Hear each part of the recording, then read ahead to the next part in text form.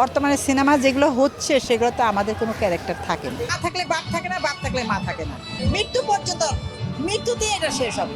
সিনেমার বাজেট তো অনেক বেড়ে গেছে। এখন একটা সিনেমা বানাইতে ন্যূনতম ভালো সিনেমা, মধ্যবিত্ত ভালো সিনেমা, সেটা 1 কোটির উপরে ছাড়া হয় না। এখন 1 কোটি বাজেট দিয়ে মনে করো হিরো সাকিব তো করবেই না, মিডিল ক্লাসের যে হিরো, মধ্যবিত্ত হিরো, তারও কে নিয়ে, হিরোইন নিয়ে, বাজেট নিয়ে, বড় আর্টিস্ট নিয়ে ছবি করা পসিবল না, খরচটা বেড়ে যায়। এই জন্য তারা ছোট ছবি বানায়, গল্প মানে ওই রকম আর্টিস্ট নেয়, কম আর্টিস্ট নেয়। এখানে মা থাকলে বাপ থাকে না, বাপ থাকলে মা থাকে না। আগে যেমন মা, বাপ, বোন, ফ্যামিলি, বড় ছেলে, বড় ছেলের বউ, এইভাবে ছবি হতো। এখন আর সেগুলো নাই। হয়তো বাপ আছে, হিরো হিরোইন, হয়তো একটা ভিলেন, এই গল্প ছোট করে ফেলছি। এনটিসিতে শুটিংই তো হচ্ছে না।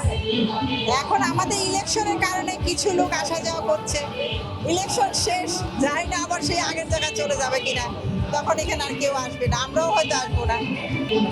আমাদের বন্ধুত্ব আগেও ছিল, এখনো আছে, আল্লাহ রহমতে জীবনের শেষ পর্যন্ত থাকবে, মৃত্যু পর্যন্ত, মৃত্যুতেই এটা শেষ হবে।